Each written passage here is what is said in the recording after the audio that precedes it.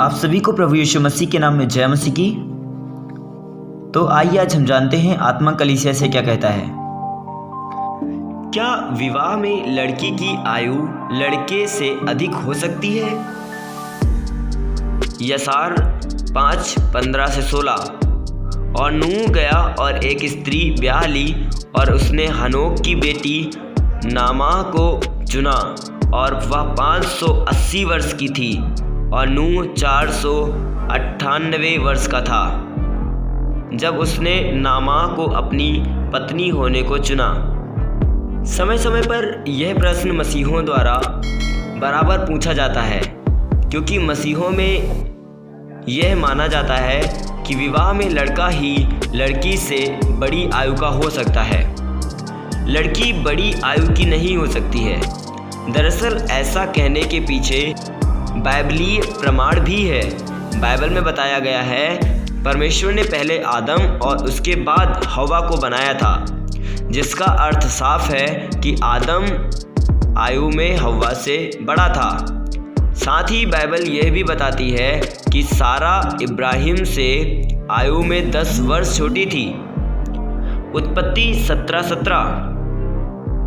अतः मोटे तौर पर यह माना जाता है कि विवाह में लड़की की आयु लड़के से कम ही होनी चाहिए, क्योंकि बाइबल में भी यही बताया गया है। लेकिन विवाह में लड़की लड़के से अधिक आयु की हो तो ऐसे विवाह क्या बाइबल के अनुसार गलत होते हैं? कदापि नहीं। ध्यान दें कि बाइबल के ज़माने में भी कई ऐसे विवाह हुआ करते थे जिसमें लड़की की आयु लड़के से अधिक और किसी किसी परिस्थिति में बहुत अधिक हुआ करती थी। उदाहरण के तौर पर यहूदियों की यसार नामक पुस्तक में बताया गया है कि नूह ने नामाह नामक एक स्त्री से, जो उससे आयु में 82 वर्ष बड़ी थी, विवाह किया था। यसार 5:15 से 16।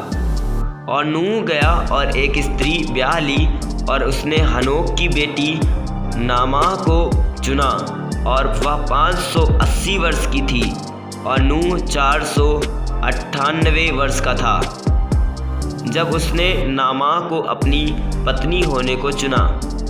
दरअसल यसार की पुस्तक एक ऐतिहासिक पुस्तक है। इस पुस्तक का पुराना नियम में 2 बार उल्लेख किया गया है। यहोशू 10:13, दूसरा शमूएल 1:18। बाइबल में 2 बार यसार की पुस्तक का उल्लेख आना इस पुस्तक के महत्व को बताने के लिए पर्याप्त है। बाइबल स्वयं यसार की पुस्तक को प्रमाणित करती है। अतः जब यसार की पुस्तक में बताया गया है कि नूह ने खुद से 82 वर्ष बड़ी स्त्री से विवाह किया था, तो हम इस बात को ऐतिहासिक सत्य मान सकते हैं।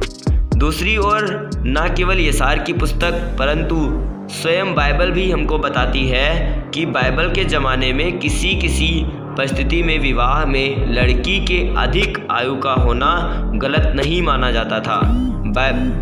बाइबल में देवर धर्म विवाह की जो व्याख्या दी गई थी व्यवस्था विवरण 25:5 में, उसके तहत बड़े भाई की मृत्यु होने पर छोटे भाई को अपनी भाभी से विवाह करना पड़ता था।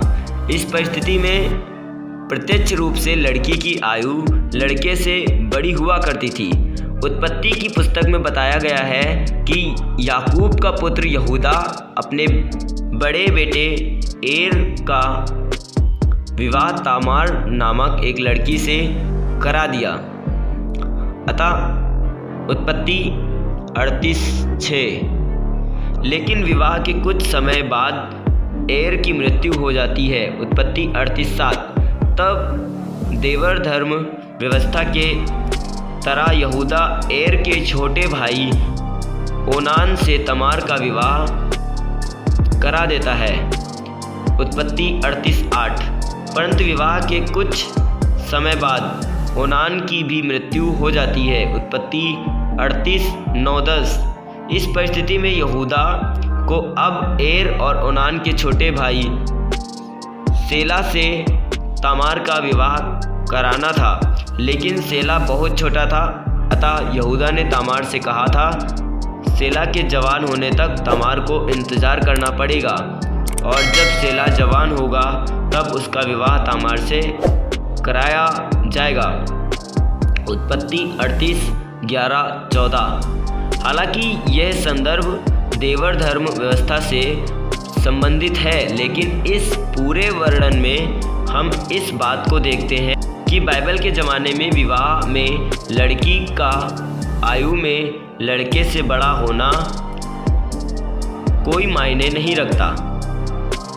तामार और सेला के संदर्भ में हम देखते हैं कि सेला जब छोटा था तब तामार की 2 बार शादी हो चुकी थी, यानी तामार और सेला के मध्य बहुत बड़ा आयु अंतर था।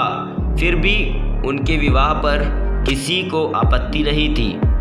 इस वर्णन से हम बाइबल के समय के लोगों का पूर्वग्रह मिनडेस्ट को समझ सकते हैं। विवाह में लड़की की आयु लड़के से ज़्यादा नहीं होनी चाहिए, इसके बारे में बाइबल में कोई स्पष्ट आज्ञा नहीं दी गई है। बाइबल इस विषय में प्रभु के लोगों को अपनी मानसिक क्षमता से निर्णय लेने की स्वतंत्रता प्रदान करती है। अतः जिस विषय में बाइबल कोई स्पष्ट आज्ञा प्रदान नहीं करती है, हमें चाहिए कि हम उन बातों को ज़्यादा उलझाने का प्रयास न करें। यदि विवाह में लड़की की आयु लड़के से ज़्यादा होती है, परंतु लड़का लड़की यदि शादी करना चाहते हैं, तो ऐसी परिस्थिति में किसी को कोई आपत्ति नहीं होनी चाहिए।